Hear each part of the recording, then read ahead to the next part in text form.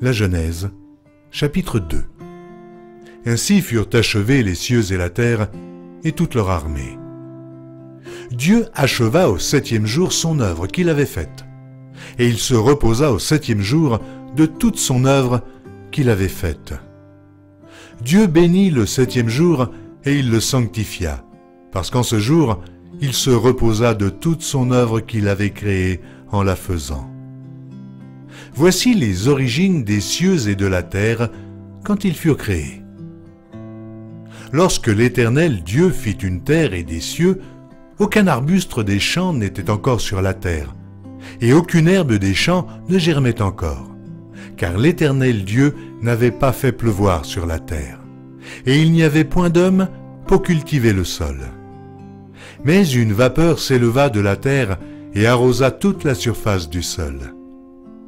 L'Éternel Dieu forma l'homme de la poussière de la terre.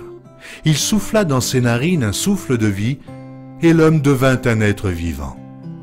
Puis l'Éternel Dieu planta un jardin en Éden du côté de l'Orient, et il y mit l'homme qu'il avait formé. L'Éternel Dieu fit pousser du sol des arbres de toute espèce, agréables à voir et bons à manger, et l'arbre de la vie au milieu du jardin, et l'arbre de la connaissance du bien et du mal. Un fleuve sortait d'Éden pour arroser le jardin, et de là, il se divisait en 4 bras. Le nom du premier est Pishon. C'est celui qui entoure tout le pays de Havila où se trouve l'or. L'or de ce pays est pur. On y trouve aussi le bdolium et la pierre d'onyx. Le nom du second fleuve est Gihon. C'est celui qui entoure tout le pays de Cush. Le nom du troisième est Hiddekel. C'est celui qui coule à l'orient de la Syrie. Le 4e fleuve, c'est l'Euphrate. L'Éternel Dieu prit l'homme et le plaça dans le jardin d'Éden pour le cultiver et pour le garder. L'Éternel Dieu donna cet ordre à l'homme. Tu pourras manger de tous les arbres du jardin, mais tu ne mangeras pas de l'arbre de la connaissance du bien et du mal, car le jour où tu en mangeras, tu mourras.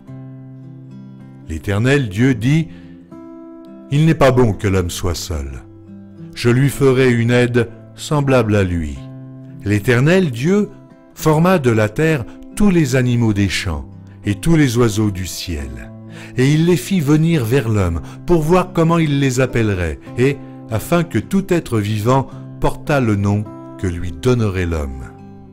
Et l'homme donna des noms à tout le bétail, aux oiseaux du ciel et à tous les animaux des champs. Mais pour l'homme, il ne trouva point d'aide semblable à lui. Alors l'Éternel Dieu fit tomber un profond sommeil sur l'homme qui s'endormit. Il prit une de ses côtes et referma la chair à sa place.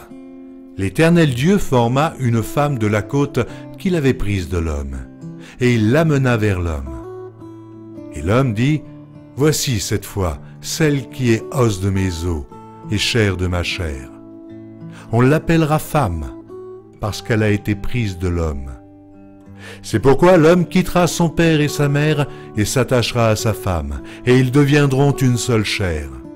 L'homme et sa femme étaient tous deux nus, et ils n'en avaient point honte.